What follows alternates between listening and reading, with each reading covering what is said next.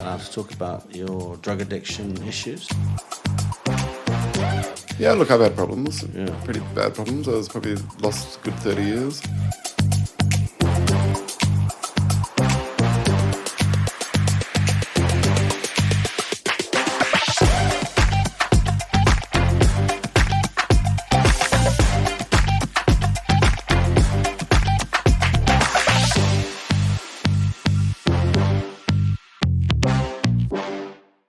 So, welcome to Significant. G'day. It's a podcast by the Yak. I'm here today with Mr. Rhett Hutchence. I'm going to say he is an artist. I'm going to say he's a Skull fan, an art pimp, possibly, an all-round fucking superb guy. And I wasn't going to bring it up, but famously, brother of Michael of INXS fame, Mr. Rhett, welcome. Hi, Nigel. Can we do that again with more feeling? No, that's it. That's all you're going to get. Okay, all right. Hi, how are you? You good? On this apparently sunny day. Here we are at The house with no windows. a house with no windows, but we're in the bowels of the beast, aren't we? At Double Espresso Studios in Kuta. Which is quite a setup, I got to say. I'm impressed. It is a nice setup. But Kuta, hey? Because I've seen the bells of Kuta. Yeah.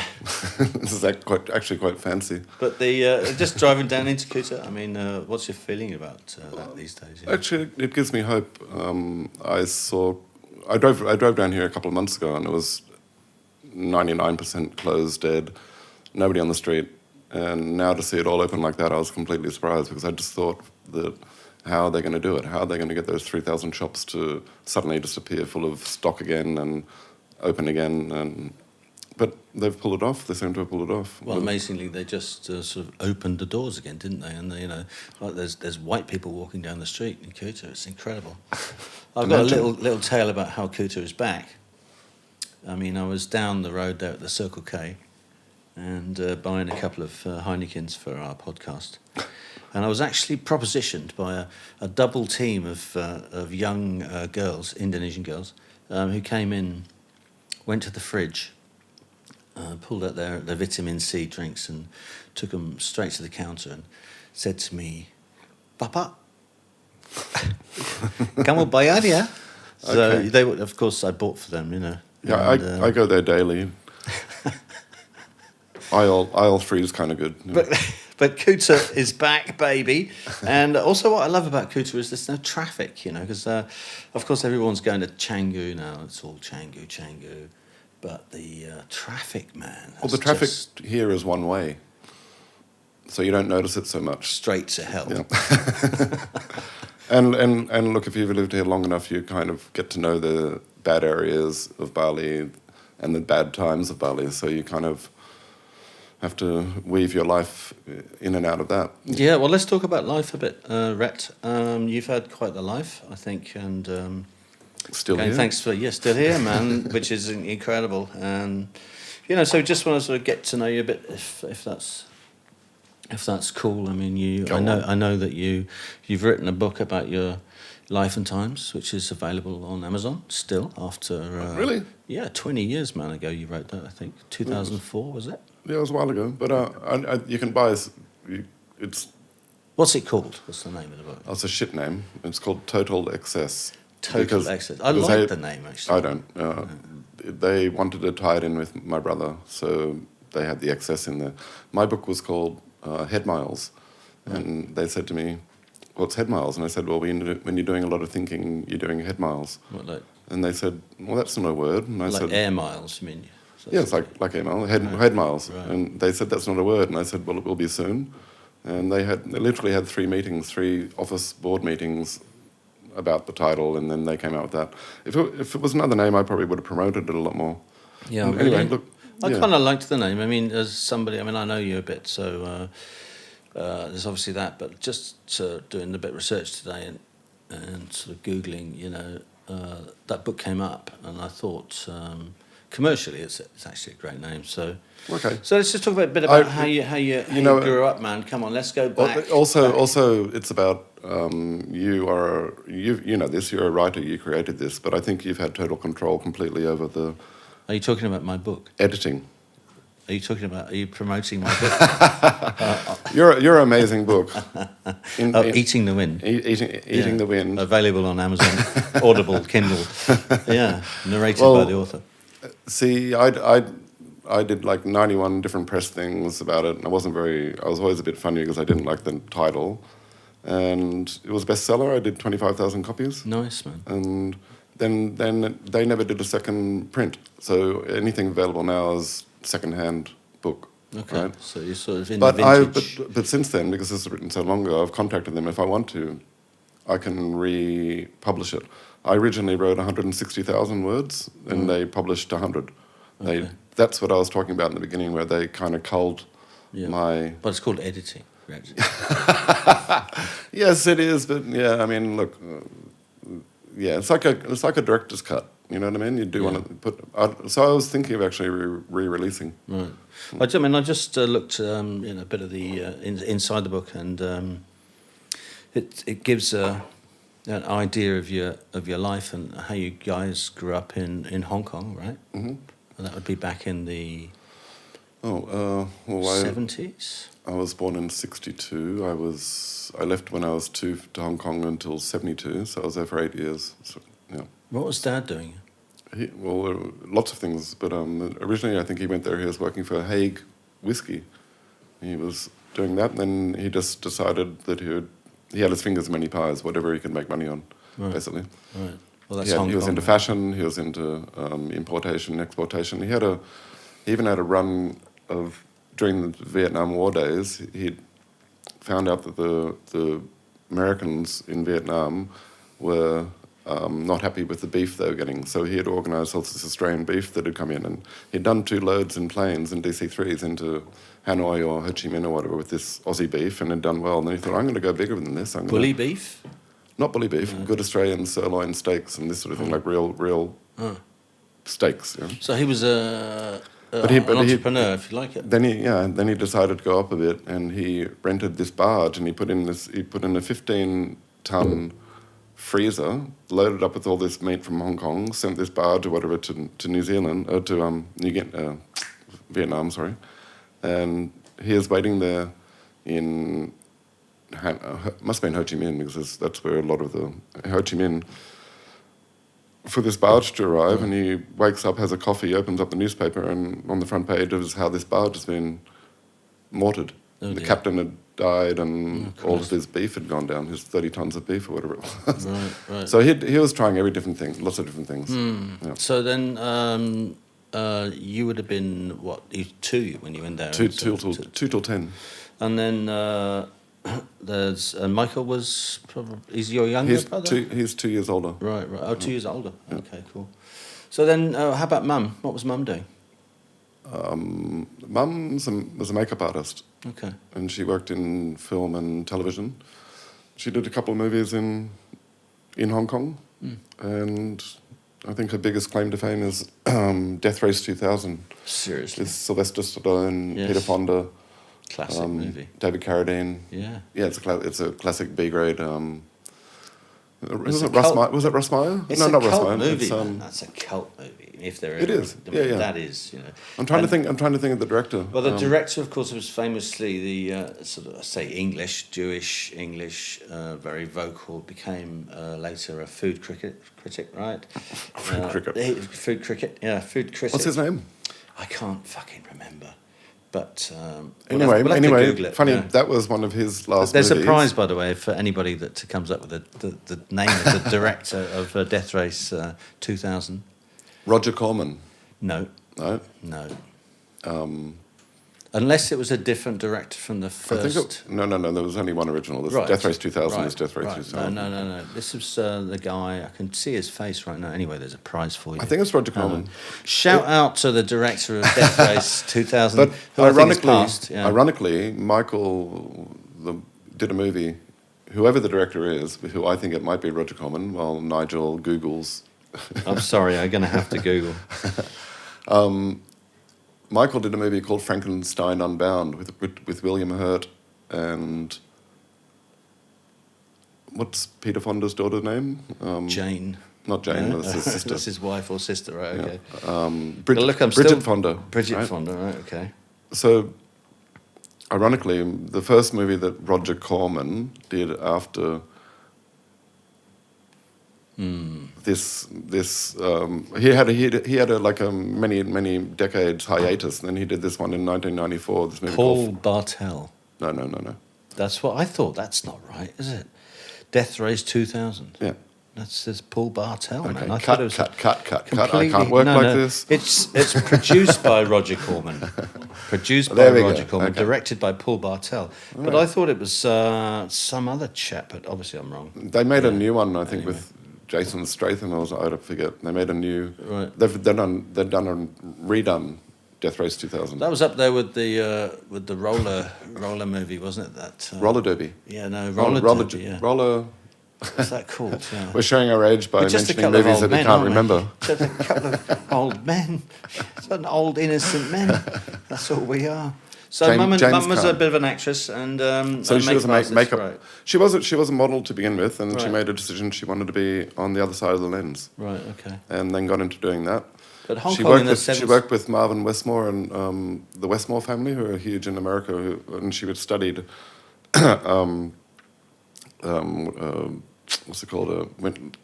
Cuts and bruises and scars and bullet wounds, and which I used to have fun with because I used to love her makeup bag. So I'm very good at slashes and using mortician's wax and stippling blood and Very good for Halloween, right? scaring neighbours. Halloween and, must be like very cool in your house. You can imagine. Good lord. So I mean, but that time in Hong Kong was just like a free for all, beautiful kind of still. For my parents, it was Yeah. a Free golden weed. age. It was a cocktail. You go to work, wear the suit, Yeah. but after 5:30 or whatever, then you're Yeah. probably at the Bottoms Up Club having a few cocktails. And also, my parents would have parties and stuff like that, and it was a very cool crew. Always an international crew that we sort of had. Where did you live? Do you remember? We lived well, in the beginning. We lived on the island in the Peak, and then You were on the for the Peak? first 6 months we were actually in the Peninsula Hotel. Wow. And 6 then- months in the peninsula. Yes, and then we Hotel. moved up to the Peak, and then we moved out to the territories to Kowloon Lord. Kowloon in. Right. And I went to. What was it? I went to school. Yeah. Oh, you went to school. You remember school, Yeah, right? school. Yeah. So it was a happy childhood for you then? And I think so. I think yeah. growing up in Hong Kong is a blessing because, in some ways, you had because maids Christmas and- time, right. every toy is made in China, so Right. you can every Christmas is full of Right. probably seconds at the markets, Right. but still it was a fun time. It put me off. I think it put me off seafood. Really? Yeah, I think growing up there and seeing the way Just that too they much? ate fish and Really? their smell of fish and the Really? whole representation of fish. That's I can funny. eat sushi, but they like theirs all Yeah. with Steamed. head and Yeah, tail and. You never liked that? I'm No, addicted no. to it. I mean, Okay. I also lived in Hong Kong, but in the early 90s. But I went back to in the early 90s. I went back in 95 for a year. did Before you go back for the handover? 97, I used to go to the club 1997 quite a lot, Yeah. but that was before the handover. Yeah. Yeah, shout out to those guys. What was her name? Sharon? No. Anne Marie used to work there. Anne-Marie moved to Shanghai. Anyway, we digress. Look, I've been in Asia, I think, 25, 26 years. I've lived here for about 16, 17 In Bali. in Bali. I think I've been here 13 years, 14 years this time on a roll. Haven't left for 2.5, which is kind of weird. But Okay, so I'm going to segue here into something that I also read in the book about, at the age of 10, your life sort of took a divergence, let me say. Oh, yeah. Do you want to talk about that? Shut up, you fucker. Real tears. Real tears. Yes, well, yeah, look, my parents broke up. Right. I was about 12. We'd left Hong Kong, moved back to Australia, and I didn't know there were cracks in the wood, but my dad works, he was a workaholic. He used to work Saturdays and Sundays. He'd always be thinking of something, he'd always have to think, oh God, did I get the bill of lading in for this, or have I done that, and blah blah blah. And so he was away quite a lot. Mum, at that time, I think she thought her career was more important than being a mother.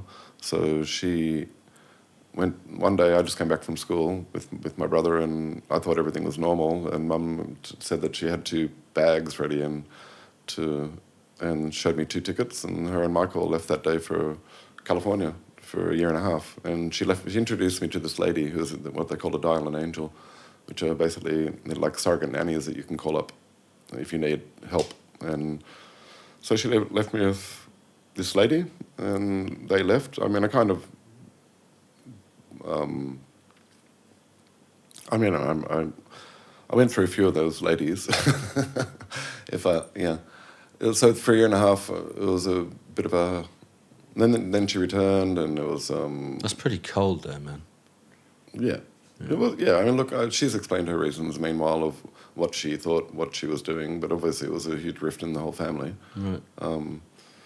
And look, I took an odd path, and I guess a downward spiral path, but since then I've completely assessed and become old enough and mature enough to get out of that perspective and I did that by again going to Asia. Like when I was having problems in Australia, I'd go take 6 months in Thailand and be happy and free, and then go back to Australia, have more problems, and I'd go away.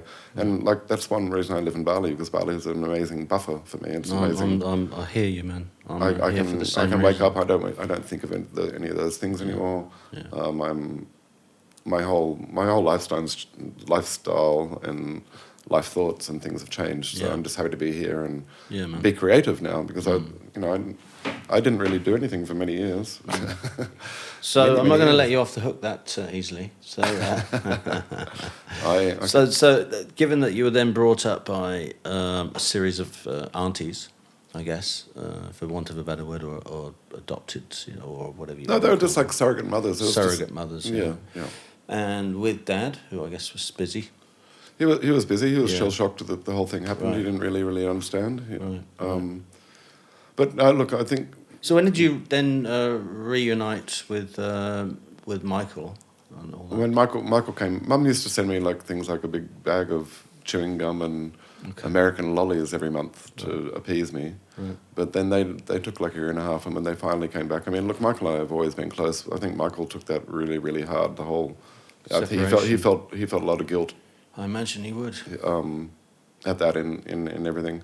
We've talked about things. We have, over the years, we've talked about things, and we've both come to an understanding it wasn't us, it was the parents. I mean, I don't think it's actually that unusual, frankly. I mean, many people are from... I'm from a broken home, and I was also brought up separately from my brother, So I don't honestly think that's... the only thing that makes it kind of weird for you is that then Michael went on to become so famous, and I guess then the spotlight. He probably would have gone that direction if he had stayed anyway. Yeah, you know what I mean. I don't think that was. No, any but catalyst. My point is that many families go through, certainly when kids are in adolescence or pre-adolescence, parents break up, and the family is wrought apart, wrenched apart, and so I don't think that's really an unusual, but it's of course very painful. But timing, it's about timing of when it's done, man. And I think my mum kind of did the same when I was 11. Yeah. And, okay, so that's the right. She's going to be listening to turning this. into a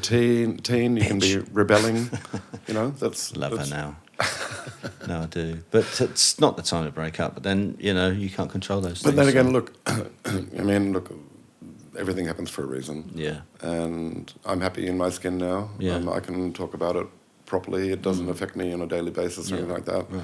I understand. So when did Michael's kind of or what was your path then for college and that sort of stuff? When did you guys reunited again as a family? College?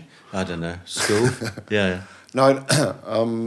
Well, Michael and neither went to college. Right. Yeah, we just went to school. I left school thinking that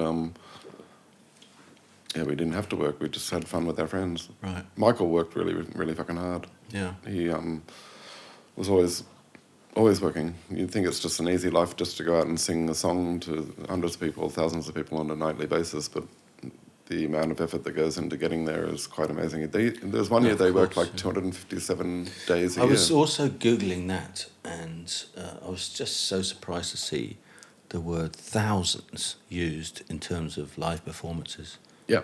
That's, yeah, exactly. I mean, thousands. Thousands. Yeah. And that's, you know that saying, when if you can do 10,000 hours at anything, you're an expert. Right. And I think he had that down. The funny thing was he was blind. He couldn't see past the first 2 rows. Seriously? Yeah. He wore glasses or contacts once, and he saw how many people actually came to a gig, and it Scary. freaked him out. Must have freaked him out, yeah. And so So when did he start? So blind. when did it sort of start with you in the teenage, in the 16, 17? He started singing in Hong Kong. Right. I forget how it happened, but he got a job when he was about 8 or 9 or 10, maybe 10, more 10, 11 like that. Yeah. It was from my understanding, it was a Santa Claus, right? And it had this plastic CD, like a real thick CD, and you put the CD in Santa Claus's tummy, and it sings. Out of a speaker comes this "Silent Night, Holy Night," like this. Right. And he sang a couple of these songs. So that's his first record. Then when he went back to Australia, That's got to be worth something on eBay. Jesus. I've Googled. Let's I've been get trying one to of find those. them. Yeah. no, that'd be worth Lord. a little bit. Yeah. So he was always musical. He was, and even at school then, he was in a folk band with doing. Okay. And how about yourself? Are you not musical at all? No, I love music. Right. I can play drums shamefully. Okay. I think, and in some respect, in that whole thing of Michael, I can't sing, and Michael having that huge raise of that, I thought, and also coming from as a young kid, watching that whole band grow up, seeing the guitarist, I could never play guitar that good. Seeing the drummer, I could never be a drummer that good. I just kind of put them all off. That I thought, okay, that's his thing. I'll still love music. So what role did you then take in that meteoric rise? Because he must have been 17 or something when it. Yeah. Okay. off. So he when I think it was like 1977, and he left. My mum had come back with Michael. Right. We'd moved out of that house, and I was actually living with both of them in this house in Neutral Bay in Sydney. Right. And then one day he mentioned to me that he was actually leaving and going to Perth. He was going with the band there to try to start his musical career. So, yeah, in some ways, I guess he abandoned me again and left me just with Mum. But he went there, and then I remember I went there. I went to go live with my father. Me and Mum just alone didn't work out. And my dad was living in the Philippines at the time, in Manila. Right. So I went there in '77, and on the way there, I went via Perth and stayed with Michael in his house that he was living in for about 2 weeks. And they were busy touring and playing around. And the house was like like what you'd expect from a bunch of musos living in a place, like a bra hanging from the chandelier, and this sort of empty cans everywhere, and dishes piled up. Bit like here. Bit like here. No. Yeah. Empty beers everywhere. Right. I'm sure Fleety's going to sort us out with another beer. Yeah. And then I went to the Philippines for 3 years, in '77 to '80, and finished my high school at the international school. Okay. Got the diploma. Well done. Well, but you've got that pinned on the wall, haven't you, in your toilet, or near your dartboard. I don't think it's recognised in any other toilet in the world. So then, after Perth, I don't want to keep banging on about Michael, but it's hard not to, and he truly became one of the rock gods, right, in the 80s and 90s. Yeah. Before Perth, they were called the Farris Brothers, because there's 3, Andrew, Tim and John, in the band, right? That was their name. But when they went to Perth, they played around like that for a while, then they changed their name. They came back to Sydney in 1980, and that's when they did their album, the first album, first few singles, started gaining recognition and working a fucking lot. Like I said, 250 days a year. That's a lot of That's amazing. gigs. Yeah. And sometimes that would be like also Saturday would be a matinee, and then Saturday night would be another show. Incredible. You know? Yeah. Yeah, and they worked. I think that's how they honed what they did. they could, like the But it's from the great tradition of Australian rock bands. I mean, because that's a usual thing to be, Used you to know, be. jobbing, Maybe not now. and you would travel vast distances to play in a pub, you know, in Yeah, Broome exactly. or whatever. You Yeah, know. yeah. Jump in the bass player's high ace. Yeah, yeah. But they've gotten to a point where, you know, like the bass player could just glance over at the drummer, do like that, and then just, without mentioning a thing, just go into a completely new groove that Right. felt like it was going that in direction. It was interesting. Well, that's what they're a good comes- band, you know. Yeah, They really are. fucking great Yeah. band, man. I think everybody bought that first album. Really? You know, I think so. I mean, it was when Sade, you know, it was that summer of whatever it was, would it have been 86? Which 85? No, I don't know. that wasn't about, their first album though. They've done No. like 11 albums. Yeah. Oh, okay. Before that. You mean Kick? Yeah. Okay, yeah. Before that, they'd done like 5 or 6. Right. I think Kick might have been 6. So what was your research. I'll do some fucking research next time. Fleety, can we get a researcher on it, please, next time? Yeah, so I know what I'm talking about. No, but I'm not here to talk So about tell me Michael. about me. No, exactly. I'm not here to necessarily talk about Michael. I'm interested in you, Rhett, because that's what we're doing, sitting here. Mm-hmm. And I'm interested in how you fit in with that, and also I'm interested, and if we're allowed to talk about your drug addiction issues. If there's no machine-gunned people outside, I'm waiting okay to talk about it. I've also been there, so Yeah, look, I've had problems. Yeah. Pretty bad problems. I was probably lost a good 30 years, right. Yeah, man. and I'm just so happy I don't wake up having those first-minute thoughts I used to Yeah. have. Yeah. Do you think that Michael's passing had something to do with you finding a new path? I was looking before that. Right. I was saying the other day to a friend how I tried many, many different things. I tried Vipassana, I tried meditation, I tried yoga, I did shaman things, and I couldn't pinpoint it down. I think it was just the eternal searching and the striving to get away from that. And for me, I had a thing called geographicals, which people say don't work. It's just basically you just get out of that area. Yeah. And people say that doesn't work. But I think that really, really helped me. No, it helps, as do the drugs, you know. I mean... Yeah. But I don't wake up thinking about them. I don't look for them here. No, but I'm talking about back in the day when... You don't see people here on it, so you're not reminded of it. No, you know? exactly. But I, from what I understand, there's a huge problem here with speed and shabu, right? Yeah. I think there is, which is sad. I think everywhere, but I think I see it's pretty under control You can't keep those under control. In Bali, I don't think Jakarta's probably as sort of clean. But there's always going to be, you know, when there's meth, you know, there are going to be people who want to take it. Horrible drug. Yeah. Yeah. I'm very familiar with it, sadly. Okay. That was my kind of drug of choice for a while, and yours was at the other end of the scale, I think. Other end of the perimeter. Yeah. Yours was the old smackaroonie. Well, nowadays it's just, okay, look, we still have a drink, that's okay. Yeah. And I think we're older and wise enough to have... No, but thank God we have, came through, because there's a lot of addressed people. our demons. There's a lot of people I know didn't make it, man, and there must have been in that rock and roll world that you lived in. We're going to talk about the fun part of that too in a minute. You know, there's just so many, especially with heroin kind of thing in the ever since the 70s. You know, 60s, 70s, 80s. Heroin was killing people. I'm afraid, to do it these days because of the fentanyl stuff. Yeah. Because that's in a lot of stuff now. And plus we're both in that demographic of people who actually die. And I don't know about you. I've if not been there, I've come very, very close to a couple of times. And you know, there are all little times where you kind of reflect. You know, I never do now. Do you know why?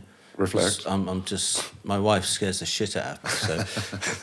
So anytime I have any time off, I've got a couple of beers and I'm good to go. But even drinking now, I used to drink a lot. I could drink a bottle of JD a night. Yeah. You know, when I used to go out, and my mind, when I was partying in Australia, going back to that, like in the 90s, it was you'd wake up at 2, have a little bit of breakfast, then you wouldn't meet your friends till midnight.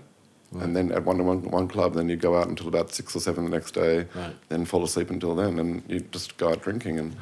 And nowadays, okay, look, I'm having a couple of beers with you, but if I wasn't with anybody or if I'm on my own, I don't drink. It's only when I have a social situation. And I don't drink to excess, apart from the occasional when the service is Yak slow. Awards or something. But okay, let's talk about the fun times though, because being in a rock and roll kind of arena with the hottest guy, in that time.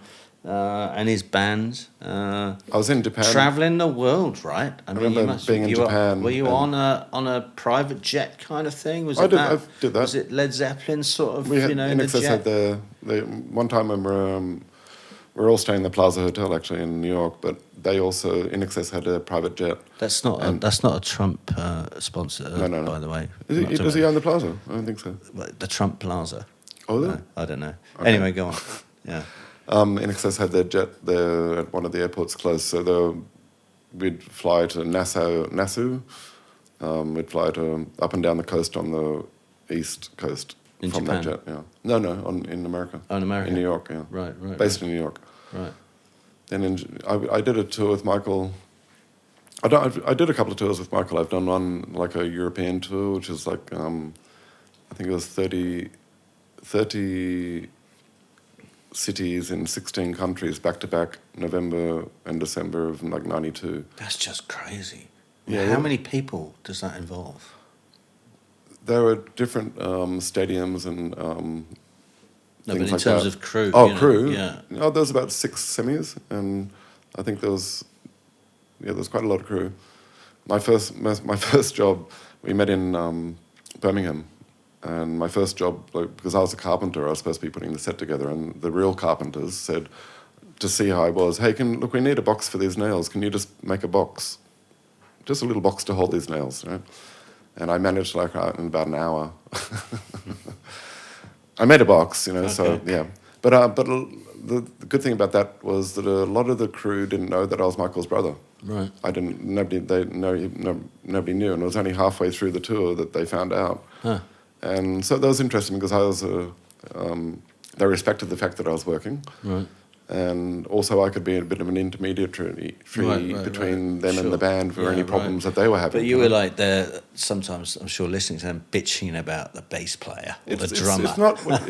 It's not what you like. The typical day would be you arrive underground in Sweden, in a big car park. You get out of the bus, the tour bus. Right. You have to wait for your job to be done. So after all the lighting was done, after all these things were done, your job was to put the set together. There was like 3 main components in the set, and we all had to look after 10 local people to each get our bit of set together to join them all to make the big set. Yeah. Okay. And then you do your job. Everybody does their job. The band plays. Encore, end of thing, lights go on, then you have to rip it down, but you have to wait you have to kind of backtrack the way you kind of set it all up. Then you but surely you set it all up, then you have a few joints, have a few drinks, get in the bus, and you fall asleep. Next day, you wake up, you're in Denmark, in another country, in another car park. You don't see, I didn't see Sweden last time, and I won't see Denmark today. Right. And it's just the same sort of thing. It's not the... So you're talking about sort of back of house of an arena? This sort of thing, yeah. Right. And you don't really get out to see the country. Right. We had most of the days off were travel days. So it'd be like we'd be going from Italy to wherever, like across many miles. So that the day off would just be in the bus. So this would be true across the board for the band and the crew? Yeah. Yeah. Yeah. So sometimes they flew, the band flew. Right. The crew always flew. I think we had 2 crew buses, which had like, I think it was 18 per bus. And there was like 9 aside bunks, 3 by 3. Great buses. They were beautiful $1 million buses. They had beautiful like setups in the front and the back, which, bars and So what you're TVs. describing is like the antithesis of the rock and roll world. It's actually just this massive it's tiring. Production, tiring It is work. because you've got to get everything to the stage on time for it to be happening. So everything's got to be. The breaking down must have been hard because you were Michael's brother, but then he's off the back having a beer. I could do that. Show. I could go join them you could. as well. Yeah. Okay, so you weren't breaking it down. Funnily, most tours start in Holland. Really? for Why? various reasons. Okay, just logistically. Oh, I see. Yeah, Right. yeah. In Amsterdam. Shout out to Amsterdam. Exactly. I see. Yeah, and I suppose with that much, we're not going to go into the cargo situation. They had a there's a lot of the bits and band had pieces a moving girl. around, right? The band had a girl who would arrive with just a little attaché case at every gig in every country. Wow. And Wow. Every gig at every pretty much, country. yeah. Or she'd skip a few, if you know what I mean. But yeah, Right. yeah. Right. Damn. Did she have like the rescue package adrenaline kind of All these things, yeah. thing as well? You know, just I in think case you. some of the crew. But was that organised there for the band? Because they never struck me really as. This is in Europe, right? Right, Yeah. right, in Europe. I mean, we don't want to get into the dynamics of the band, but there, of course, there's the two brothers, right? Was it three brothers? Three brothers, which is incredible. Yeah. They were like the Osmonds almost, you know? That's just extraordinary that three members of the same family, you know, could form a band like that. And then Michael would have been the fourth, and then was there a fifth? Yeah, there's six Altogether, right? So the brothers were John on drums, Tim on guitar, and Andrew, the main songwriter, on keyboards. Shout out to those boys. And then there was Kirk on guitar and saxophone, and Gary on bass, and Michael. And Michael and then Andrew were the main songwriters. So I think majority of 99% of most songs are written by them. Andrew actually used to do quite a bit of lyrics as well. So how does that work then, business-wise, with Michael being the songwriter? I get a check for. Say Michael and Andrew get a check. Right. Say they get a check for $100,000 each. Yeah. They keep half of that, and they put the rest of that into a kitty, which is divided up against the six. Oh wow! So even the that's people very equitable. I mean, given that's very nice of them. Yeah. Actually, really, because I mean, I was around They're bands all rich. like, yeah, man, they would be, yeah.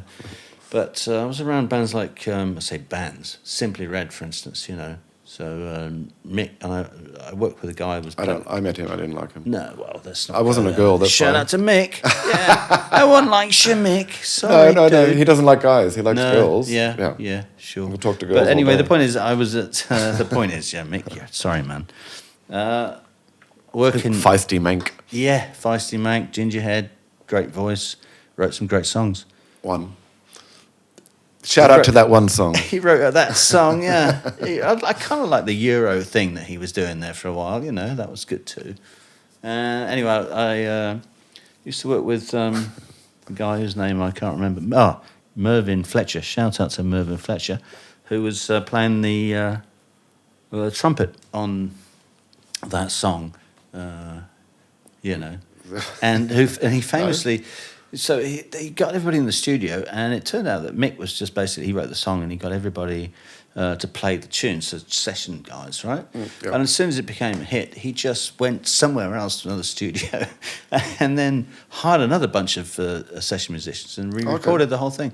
So he just kind of wiped out everybody's involvement in that song, you know. Well, look, Money too tight to mention, and...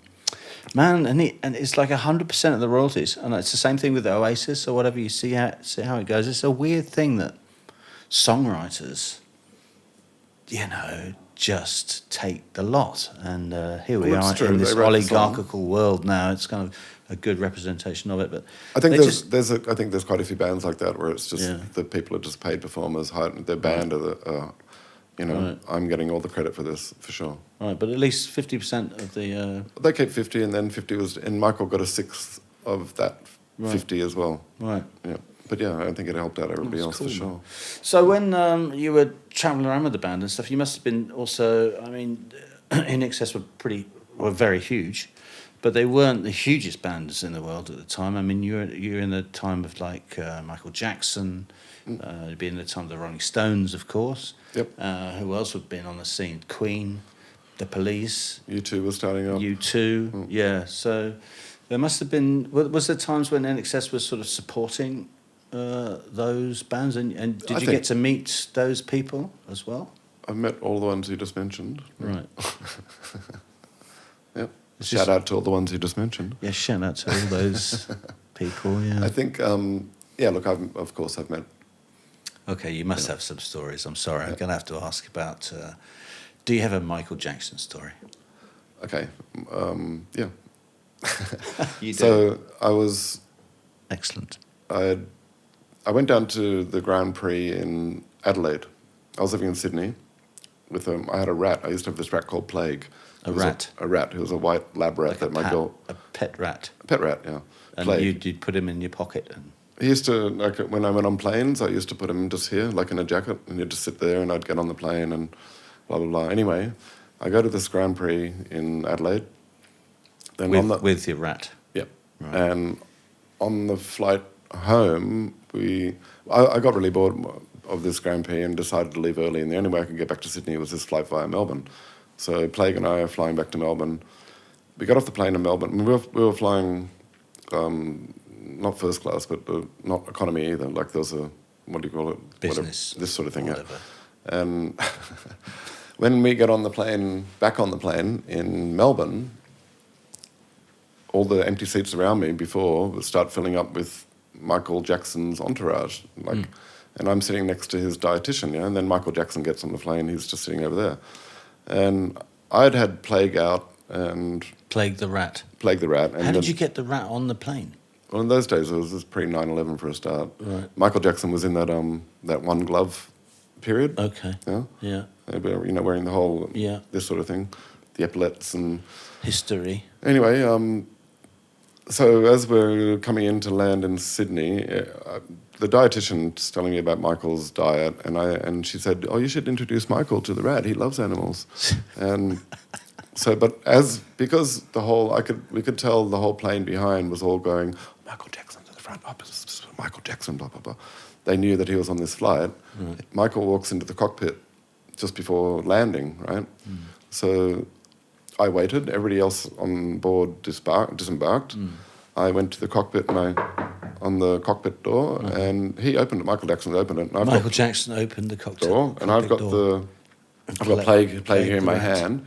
And he looks at Plague, and I said, "Hi, my name's Rhett. So I just want to say I hope you have a great tour here in Sydney. And this is my rat Plague." And he goes, "Oh, I love animals. I love rats." First he said, not lying, he said, "He's so cute. What's his name? Ben." Ben. Yeah, he said, "What's his name?" I can't do his high-pitched voice. He's got a really, really high-pitched, squeaky voice. And I said, "No, Plague." "Oh, I love animals. I love rats." Wow. And the whole time he was pretty much looking at Plague. And I said, "Okay, well, enjoy your stay." And I trotted off, and that's when I met Michael Jackson. I don't know if it's... Man, with your rat Plague, I'm back. I'm telling that one forever. That's incredible. Then I met Jermaine too, which was a funny one in... Who?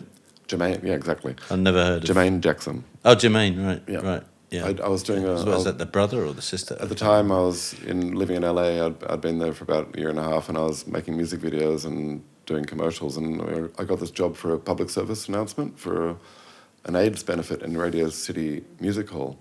And that day we had to go and see, I think it was like Melissa Manchester, Ray Parker Jr., somebody else who I forget, and Jermaine Jackson. Anyway, we did all the other three, and they're all amazing. It was like, Ray Parker Jr., he'd just read the thing, and he'd just go, "Hi, my name's Ray Parker Jr. I'm just telling you to let you know that on the 14th of July, we've got the AIDS benefit at the Radio City Hall. I hope you're all..." It was great. And I'd made these cue cards that Michael Jackson could read. They were huge, right? Really? What's his name? No, Mike, your brother. Who's the black? Oh, Stevie Wonder. Stevie Wonder. Yes. That'd be pretty fucking big. So I'd made these, and he was like, first of all, we had to wait downstairs in the lobby. We had to wait for him like an hour. Completely blind? I've seen footage of him singing and the microphone stand falling and him going. Seriously? Seriously. Stevie Wonder's not blind. There's stories going around that he's you've not blind. heard this here on Significant. Big shout out to Stevie's retinas. Yeah, my Stevie's retinas. Stevie Wonder is not blind. He's part of the conspiracy. Jermaine. I'm going to open this Darrow can for you. Darrow can. Yeah, I'm going to drink a bit first, yeah. And then I'm going to pass it over. Jermaine was... We had to wait like an hour and a half, 2 hours downstairs in the lobby before we were allowed to go up to his domain in his apartment. Anyway, we get up there finally. I've got these signs, and he's, hi, sorry. Hi, Jermaine, sorry. Hi, my name, excuse me, can we just say that again? Okay. Hi, Jackson, Jermaine, oh God. And he just couldn't, in the end we had to patch together his little brief words he'd got together to this. Could have been cocaine Hi, involved, my I think. name is Jermaine Jackson. Jesus. So yeah, and I worked on what's her name? His sister. No, I can't get over the fact that Stevie Wonder is not blind. I mean, that's like the biggest Google it. con. You've heard... No, man, that's just like... You heard it here first on Significant Podcast by the Yak. Stevie Wonder, not blind. If you Google Unbelievable. Stevie Wonder reaching for mic stand, Uh-huh. I'm sure you'll see the little video. He's just standing there sitting So, like like, that. if you threw a bottle at him, like a beer bottle, just bam, he'd be like, I got it, no problem. You know, yeah. Holy crap. Reptilian. No. Amazing. Stevie Wonder. Where were we? Yeah, well, Stevie Wonder, not blind, exclusive by... So how have I gone on the first story? Yeah, pretty good. I mean, I like the rat story, Plague. You know, that's good. Michael Jackson, because he was big into animals, wasn't he? He had the whole kind of had that chimp for a while, didn't he? Oh, Bubbles. Huh? Bubbles, yeah. Whatever happened to Bubbles? Blowing bubbles. Yeah, I bet he was blowing bubbles. Yeah. Oops. Yeah. Oh my God. So I don't know where we go from there. Where do we go from there, Rat? I think we have to go to God, don't we? Now, where have you found the power, man, to just deal with Michael's tragic death and, of course, the media frenzy that was around it and all the famous people that we're not going to mention here and the family and the fallout from it, which still goes on, I'm sure. I mean, where did you find the... Peace of mind. No, the peace of mind or the way to kind of just deal and put it to rest that, if you have put it to rest, that, you know, your brother is what we're talking about, right? We're not talking about the rock god. We're talking about your kid, you know. I think look, it's a hard one. It can, all that sort of stuff can affect you many times. Yeah, I think just having a bit of clarity these days and having, I probably know the most about everything. I've been to the morgue, I think 3 times, and read all the statements and seen all the photos of everything. And I've got quite a good, like detective mind and brain. And I've tried to come to what really happened and stuff like that. Look, there's always going to be more questions than answers. But I do miss that he's not here now to see what the world has become in a couple of ways, in technology-wise, of the way we've come, because he was always interested in that sort of thing, and also how down the gurgler we've got. I think he'd be a stand-up. He'd be out there saying there are things going wrong in this world now which aren't normal, and there's a lot of people who aren't saying things at the moment when things could be said about certain things going on in the world and the direction we're headed. And I believe he would have been one of those voices. I see that, and also, you know, just music now has taken a different turn. There's so very few people that are, you know, writing the kind of lyrics that, let's say, you and I grew up with. They used to in the 60s, write about 70s, all the shit going on in the world. And Mike was very good at that. No, of course. What I'm saying is, dude, that I don't see that music, like the media, like anything else, has got any kind of independent voice that matters these days, because it's just been an avalanche of processed shit. You know? Totally. Yeah. The other day I saw something like we need better voices in the world. Don't we? MTV's is just done their 40 years of service. I'd like to thank them for the 13 great years of music. Really, and they were great when they started, but what a bunch. It's just, it's a sad world we live. I haven't heard much since 2000. I hear what you're saying anyway, that, Michael he wrote some great songs, and it's fantastic that, you know, his lyrics live on, and also there's the wisdom from you and the honesty that kind of people like you know, display in the face of it all, that I think matters a lot, man. And I just want to say thank you very much Oh, you're Mr. welcome. Rhett Hutchence, for having such a,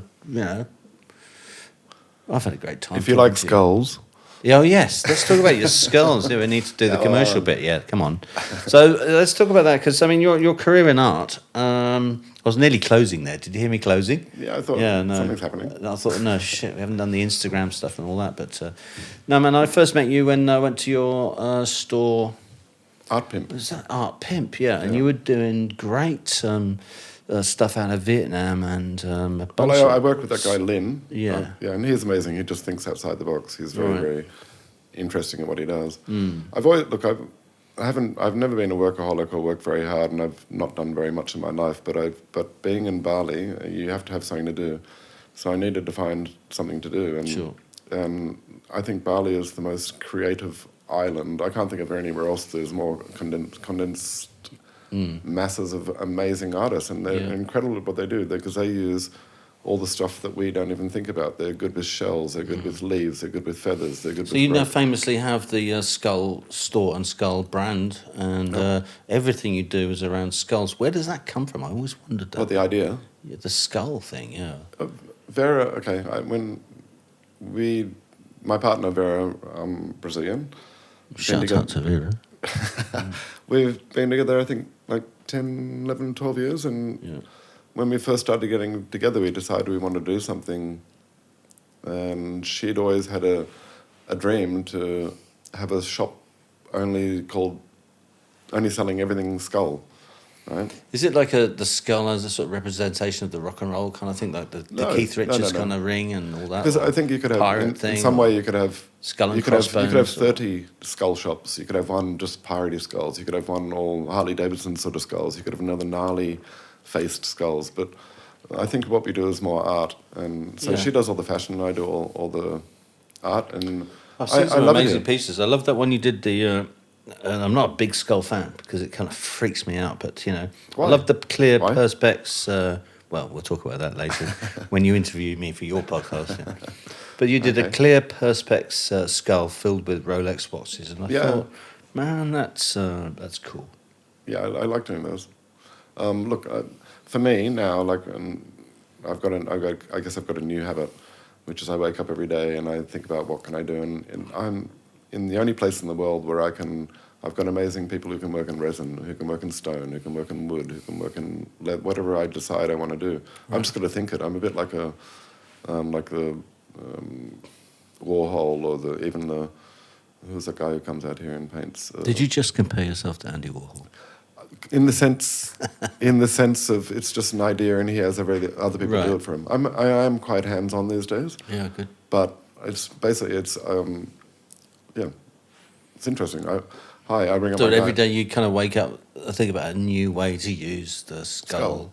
As an art piece, And I've made thousands and sold thousands, and it seems to be working. We're still here. We've been there for 7 years. We've had skull shops. So. And how would one find the shop or the brand? You can Google Skull Bali. You can go to Basincasa, which is up the road from Bintang there. Okay, so it's at Skull Bali. Yep. Okay. Jalan Basincasa number on 7. Instagram and Facebook. Instagram, Facebook. Yeah, at Skull Bali. If you like skulls, you love the shop. Yeah, man. Rhett, it's been brilliant to talk to you. Thank you so much. You are cutting it off. Okay. Love you. Yeah. Bye. Thank you. Been a pleasure. Everybody. Love you.